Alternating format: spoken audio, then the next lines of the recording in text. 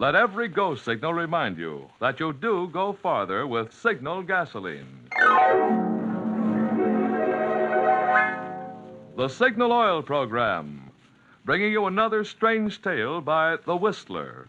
Tonight, the story of a weird game of murder, of a threat which brought the deadly answer, not if I kill you first.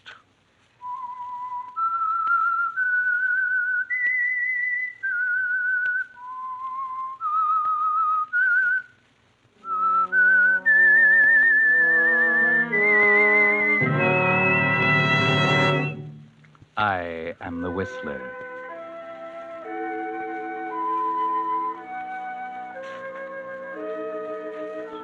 And I know many things, for I walk by night. I know many strange tales, many secrets hidden in the hearts of men and women who have stepped into the shadows. Yes, I know the nameless terrors of which they dare not speak.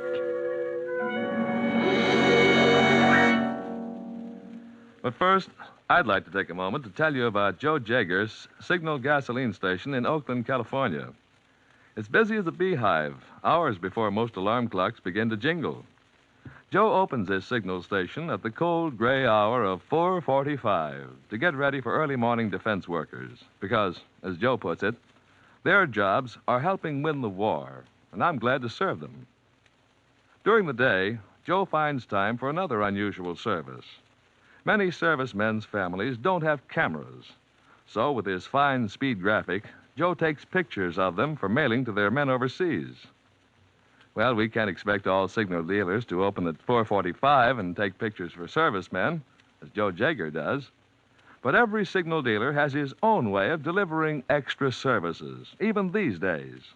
That's because signal gasoline dealers don't operate just for today. With them, serving you is their permanent business, and will be through years to come. They know your car needs even better service today, when it must last out the duration and parts are hard to get.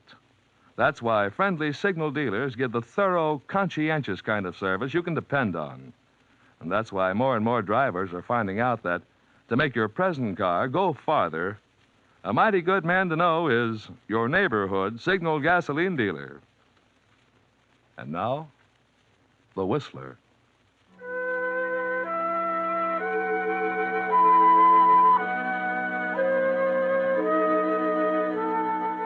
You probably didn't notice the item in your morning paper. It wasn't very prominent. Just a squib on the 6th page about another jewel robbery. $50,000 in sparklers missing from one of the homes out on the hill. Not much of a story because there doesn't seem to be any mystery about it, as the chief of detectives told the reporters. Simple as ABC. We knew it was an inside job because there's no sign of forced entry. Whoever did it got in the house with an ordinary house key. And not only that, but we found a screwdriver under a chair. It matched up with the marks on the jewel drawer where he jimmied it open. And that screwdriver came out of one of the family cars. So we started looking around. There's a maid, cook, chauffeur, gardener. We look up their records, found out this chauffeur is an ex-con. Served 2 terms for burglary. And there you are. He wasn't very smart.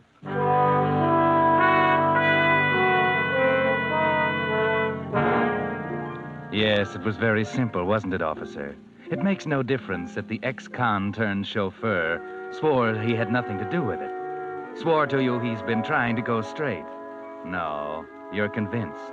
Only maybe if you knew what I do, officer, you might not be so certain.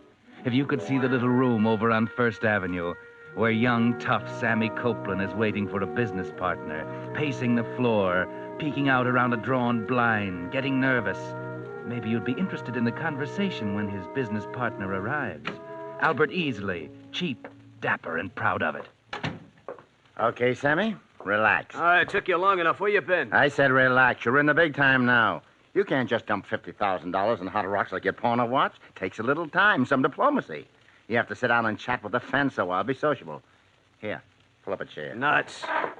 The main thing is, did you get it? It's all here, right in the briefcase. How do you like it? Yeah. Yeah, look at it. 50,000 clams. 50,000. Shows you're inexperienced, son. There's only 30,000 here. 30. But you said those rocks was worth 50. The paper this morning said 50. Sure. But you don't think a fence will give you the full value on hot rocks? He's taking a risk, too. He's got to have some profit. We got 30 for him. Oh, yeah? How do I know that? What do you mean? I mean, how do I know you ain't got the other 20 catched out somewhere? Listen, Squirt, you trust me. See, that's how you know. Now, relax, like I said, and be a good boy. You got nothing to worry about as long as you stick with me. Now I'll count out your 15,000. I want more than that. I want 25. What? And leave me only 5? That's a fine way to treat a partner. I don't care about you. I want what's coming to me. You'll get it and no more. We split this 50-50. Now, why should you get half? I did the job. I went in and got the stuff. I took all the risk. All you did was sit here and wait for me. Is that so? All I did is sit here and wait for you. Why, you runny-nosed little brat. Who do you think does your thinking for you?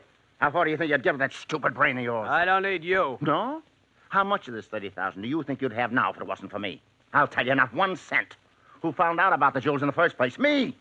Who cased the joint and found out about the chauffeur being an ex-con? Who swiped his screwdriver to plant on the scene? Who figured out every angle to make this one of the neatest jobs ever pulled in this burg? You'd be so stinking hot with the police right now if it hadn't been for me, you'd never even be able to cash the rocks in. And now don't give me any more of this stuff. Now, listen, Easley. I'm sick of you playing a big shot. Maybe you did do all the thinking up to now. But maybe now it's my turn. I'm taking 25 of that pile, and you ain't got nothing to say about it. Why, you... Well, you little rat. You'd pull a rod on me. Yeah, and I know how to use it, big shot. Now get counting. 25 for me, 5 for you. How do you like that? Is that a way to treat a pal, Sammy? I'm no pal of yours, big shot. I can take care of myself. Okay. It's 25 for you and 5 for me. Only if you're so smart. Why not take the whole thing? I might do that. Okay, then here, take it. Hey, what the... Look. Now, drop that rod. That's better. I'll just keep this little rod for a souvenir. Why, you jerk. Yes, that'll teach you not to play rough with Albert Easley. You see, Sonny, you're not as smart as you thought. I'm always just a little bit smarter. Now get up and beat it. Go on. What about my money? Oh, you're so impulsive. I don't think you better have so much money around loose, Sammy. Maybe I better keep it for you till you grow up a little.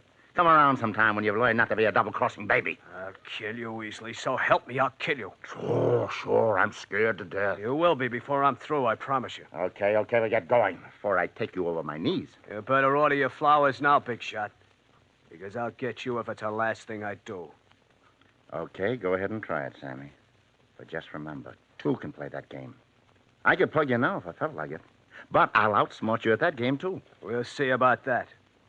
Just remember, Easley, I'm gonna kill you. Not if I kill you first, Sammy. Okay, fair enough. So long, Easley.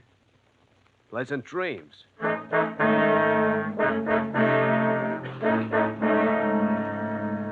Well, now, a pleasant pair, don't you think? The kind who make a game of murder, and may the best man win. Winner gets the 30 G's. Loser gets 6 feet of mud in his face. But then Albert the big shot isn't worried yet. Maybe he didn't take Sammy seriously at first. But then that afternoon, something happened. Herald, paper, Allies, advance on Rhine. Read all about it. Paper. Well, hello there, Sonny. I'll have one. Hi, Mr. Easley. Here you are. Thanks, honey. Well, keep the change. Good night. Gee, thanks, Mr. Easley. Hey, Mr. Easley, look out! Look out! Jiminy, Mr. Easley. That was a close one. That guy looked like he was almost trying to hit you. Yeah. Guess he wasn't fooling. Huh? Thanks, honey, for yelling at me. Guess I'll have to be more careful crossing streets after this.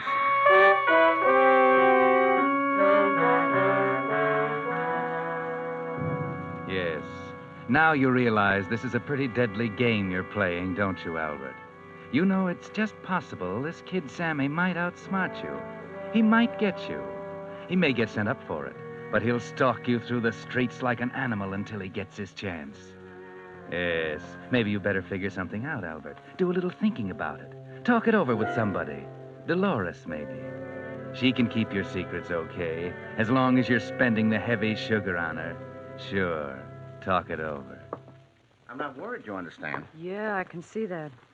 I'm not a common gunman. I live by my brains. Albert, stop pacing up and down. You're getting yourself all upset. Besides, it's 4 a.m. and I have to go home. Upset? Well, who wouldn't be upset? Everywhere I go, the guy's on my tail. I can't go out in the street. I've been waiting in the doorway. Go to my favorite restaurant, I see him sitting there through the window waiting for me. He's everywhere. You're afraid of him, aren't you? Afraid? No, I'm not afraid of him. Okay, so you're not afraid of him. Why not let me go get some tickets to Miami? You need the rest. No, I'm staying here. And get this straight. I'm not afraid of him. Maybe he is out to get me. So what? He's not smart enough. Look at that car trick. That's stupid. He's not going to get me with tricks like that. I've got nothing to worry about. Okay. Now, how about taking me home? It's too late. I need some sleep. You take my car. Keys are there on the table. Okay, Sir Lancelot. But don't forget, you're no safer right here than you would be taking me home. Shut up. Okay. Okay, sugar. I'm just kidding. I don't suppose you can spare the time to see me to your penthouse door. You know the way. That's what I thought. Well, my mother told me there'd be nights like this. Anyway... Wait a minute. What is it now? Shut up. You hear anything? Hear anything? No. What? I don't know. It's just noise. No, he's hearing things. Shut up. There. Oh, yeah, I did hear something. What was it? How should I know? But there's somebody up here on the roof outside my apartment. Maybe it's only the wind. The wind. Listen. Yeah, there's somebody walking around out there. Turn up that light. Hurry. Okay. Quiet. Don't move. Sugar. I see it. A shadow on the window. He's at the door. He's trying to open it. I'll get him. All right, put up your hands. Oh, please, don't shoot, don't shoot. It's me, O'Brien, the night janitor. O'Brien. Yes. Turn on the lights, Dolores. Yeah. Oh, yes, it's me, Mr. Easley. Oh, for the love of heaven, don't shoot. Brian, what are you doing up here? Well, somebody left the skylight open, and I come up to shut it. I saw a light here, and then it went off, and I just thought I'd better try your door to see nobody get in. I didn't mean to frighten you, Mr. Easley. It's all right, O'Brien. It's all right. Go on, forget about it. Here's a little something for your trouble. Oh, yes, sir. Yes, sir. Thank you, sir. Thank you. O'Brien, the janitor. You see, we've been worried about shadows. Well, maybe you can laugh, but I've got the jitters good. I need a drink. Okay, you know where to find it. I'm going to bed. O'Brien. I should have known. Sammy's not smart enough to try to get me here in the apartment. Hey, don't you want to join me in a drink? No, thanks. This bedroom's the last stop for me tonight. I think I'm going to get the best night's sleep I've had in a long time. You know, Dolores, I'd bet... Yeah, I'm listening, Albert. What's the matter? Dolores, come here. Where are you? Oh, in the bedroom. Well, what's the matter? What do you just stand there for? Look, the bed. Albert. What is it? A knife. Big enough to split a skull. A knife? What's it doing sticking in your bed? It was thrown there, probably through that window. Somebody who thought I'd be there, asleep. Sammy. That's why the skylight was open. He came up here. Yes. There's no imagining this. Sammy wasn't kidding. He wasn't kidding. He's out to get me. Yeah. And you're not afraid, are you, sugar?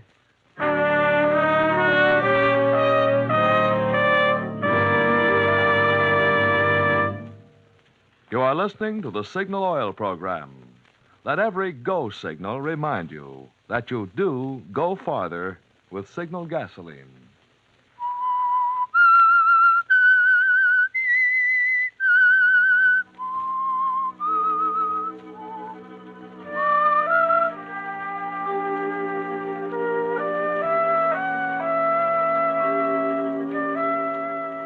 Now you know, don't you, Albert? There's no telling yourself it might not have been Sammy. You know now that he does mean to kill you, unless you can kill him first. And now you've got to think. Think hard to figure out a way to outwit him. You won't have much time. Maybe his next attempt will be more successful. And it might come any time. Any time. Who's there? It's me, Dolores. Okay. Whew. Got this place closed up tighter than a jail. Why not open a few windows? It's stuffy. Never mind. I like it this way. Okay, but in broad daylight... I said I like it this way. Okay, don't snap at me. I brought your paper. Figured you wouldn't want to walk down the corner for it. Thanks. I was down at the station today. Priced 2 tickets to Miami. We can get reservations Thursday. I said I wasn't going anywhere. Okay, no harm in just pricing tickets, is there? Bring cigarettes? Yeah, right here. Oh. While I was down there in the district around the station, a very funny thing happened. I thought I saw you. Very funny. You know I've been here all day. I know, but that's why it was so funny. This guy looked exactly like you. What? He fooled even me. I walked right up to him and said, "Well, Sugar, what are you doing down here?" And then I see by the way he looks at me, it wasn't you at all. It was some other guy. Oh. You got a double running around town. Very funny. Think what a mistake a girl could make in a situation like that. Hey, wait a minute. You're not exaggerating, Dolores. You mean this guy really could have been me? Fooled you completely? I went right up to him and spoke to him. I don't know what he could have thought of me, but I nearly slapped his face for the look he gave me. Yeah. That gives me an idea. Well, it's the idea I've been waiting for. It's made to order. What do you mean? Why, don't you get it? I got a double. There's 2 Albert Easleys. Well, that's what I've been telling you, Sugar. Only his name isn't Albert Easley. It's Parker. Parker. I heard the fruit man on the corner say good afternoon, Mr. Parker, to him when he went by. Oh, darling, it's perfect. A perfect alibi. I don't get it. Oh, never mind now. Say, where did you see him? Down on 14th Street near the station. And he seemed to be known around there? Well, the fruit man said... Okay, baby, take it easy. I'll be back sometime this afternoon. Where are you going? Down to 14th Street to look up an alibi.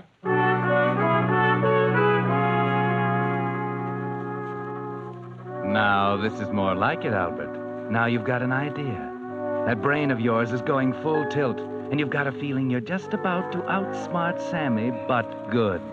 You're down on 14th Street, passing the fruit stand when... Hello there, Mr. Parker.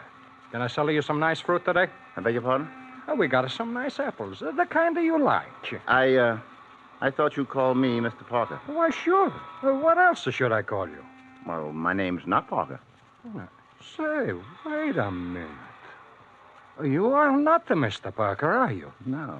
You talk like him, a little older, maybe. And you sure look like him. A dead ring. Only your suit is different. You mean I've got a double around Well, here? you sure have a mister. Bill Parker. He lives right down the street there in Mrs. Humphrey's boarding house. You sure you ain't his twin brother? I'm afraid not. You see, I haven't got a brother. But, you know, I'd certainly like to see this guy. You suppose he's home now? No, I'm pretty sure he's not. He always goes down to the theater district in the afternoon. He's an actor. Between engagements, you might say. Oh, I see. Well, thanks a lot. Maybe I'll look up this Bill Parker. I'd like to see a guy who looks just like me.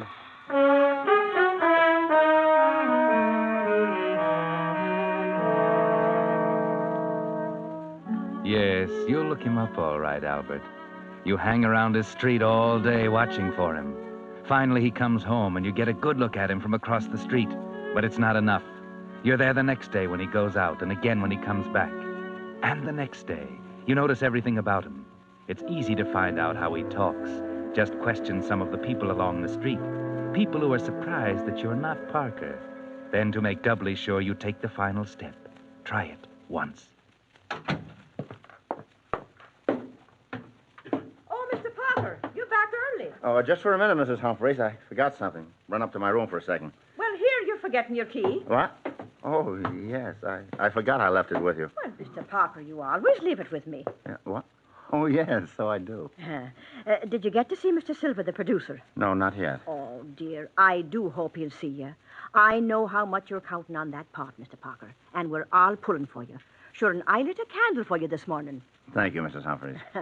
So it's sure to happen today. And you won't forget dinner tonight. We're going to have pot roast. But, Mrs. Humphreys, No buts about it. You've got to get some meat on your bones. One hot meal a week isn't too much. We'll be expecting you at 6 now, Mr. Parker. All right.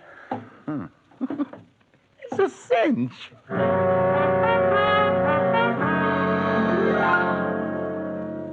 A cinch, sure.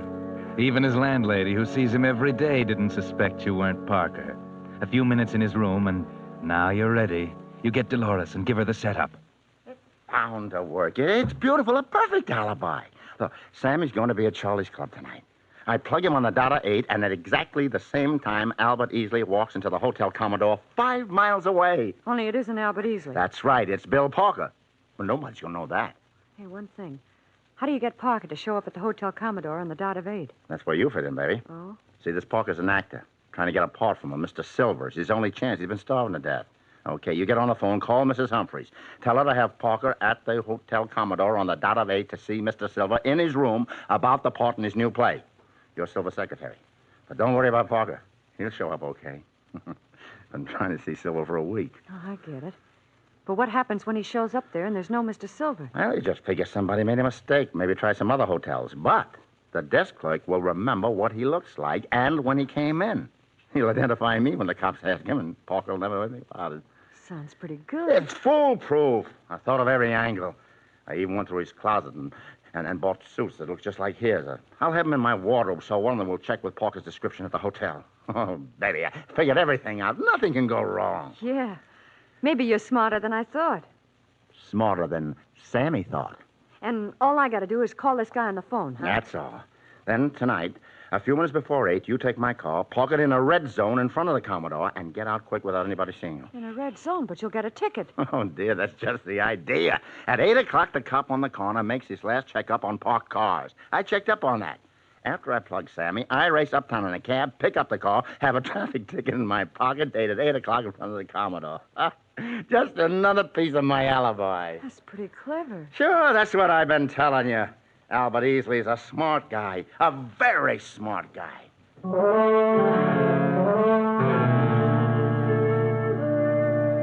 Yes, you're a smart guy, all right, Albert. It's all figured out. Dolores makes the call. Parker will be there. She drops you down near Charlie's club and goes on to park the car. You sneak in the back way, up the hall. The door's ajar. There's Sammy, sitting there, half facing you. He's grinning about something, looking satisfied. You'll soon fix that.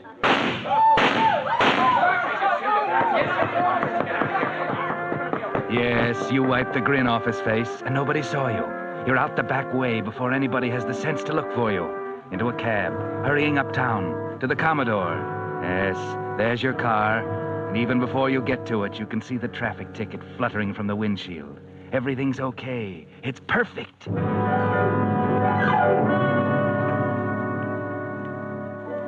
Yes, perfect. You're home now, in your dressing gown. The traffic ticket on the table. The suits that look like Parker's hanging in the closet. You're just waiting for the cops, and you don't have long to wait.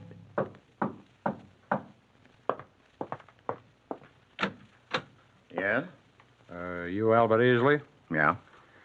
I'm from headquarters. Oh, come in. I'd like to ask you a few questions. Okay, go ahead. Now, where were you tonight around 8? 8 to... Why, I don't know. Yeah. Yes, it must have been just about 8 when I stopped into the Commodore to see a friend. What was his name? Mr. Silver. Well, you know, funny thing, he wasn't registered there. I'd been misinformed. You can prove that? Of course. Yes, I thoughtlessly parked in a red zone outside the hotel and got a ticket. There it is on the table. Mm-hmm. I see. This proves your car was there. What about you? Well, the desk clerk will remember me, I suppose. Mm-hmm. Well, we'll see about that. In the meantime, you'd better come along with me, Easley. If what you say checks, you'll probably be okay. If not, you might be held on suspicion of murder.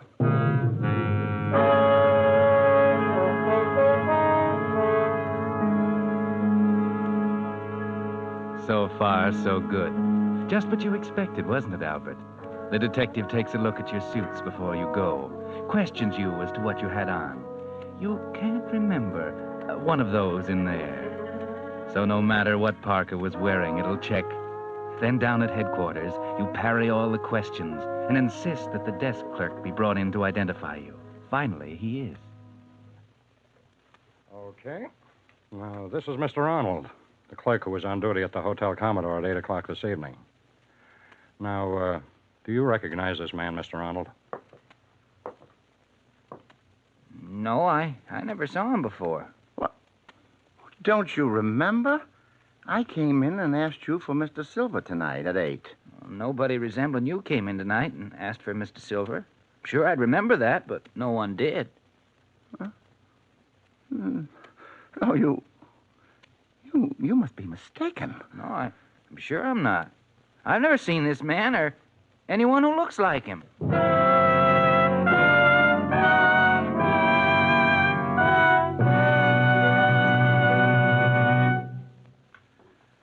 In a moment, the Whistler will be back to tell you what really happened to the perfect alibi. Meantime, I'd like to pass along some facts I just found out on the battery situation. Did you know that last winter, so many batteries needed replacing, the demand for new batteries actually exceeded the supply by 25%? Yes, and this year, the demand is likely to be even greater. All cars are a year older, and ration driving is tough on batteries. What's more, with our motorized armies advancing at full speed, the military's demand for batteries will reach an all-time high. Now, I'm no crystal gazer, so I can't predict whether this winter's supply of batteries will be enough to go around. But I do know that your neighborhood Signal gasoline dealer has just received a fresh stock of top-quality batteries built to Signal's rigid specifications for longer service. Batteries so fine, they're fully guaranteed up to 2 years. In my way of thinking, that makes right now the time to have your neighborhood Signal gasoline dealer inspect your battery. Then, if you need a new one, you can be sure of getting one of those guaranteed quality Signal Deluxe batteries. And now, back to the Whistler.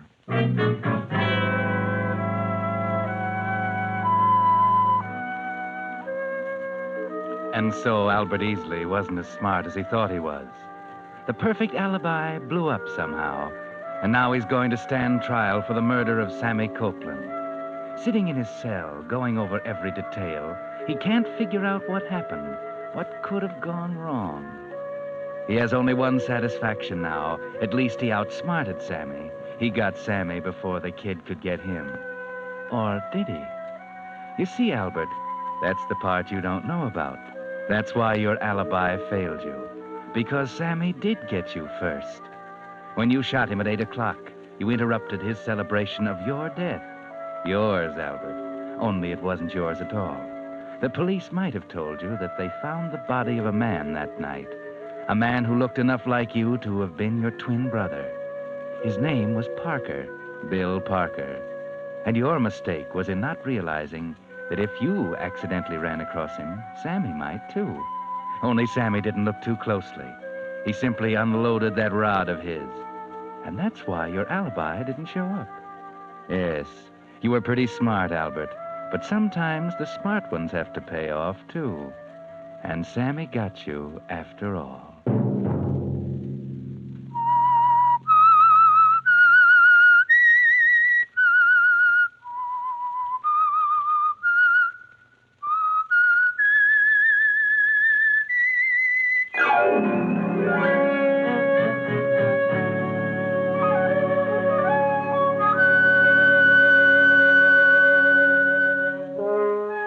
Next Monday at 9 o'clock, the Signal Oil program will bring you another strange tale by the Whistler. The Signal Oil program is broadcast for your entertainment by the Signal Oil Company, marketers of Signal's famous Go Farther gasoline and motor oil, and by your neighborhood Signal Oil dealer, who is at your service daily to keep your car running for the duration. The Signal Oil program, directed by George W. Allen, with story by John Everett Hudson and music by Wilbur Hatch, is transmitted to our troops overseas by the Armed Forces Radio Service. Bill Pennell speaking for your friend, the Signal Oil Company, and suggesting once again that you let every go signal remind you that you do go farther with Signal gasoline.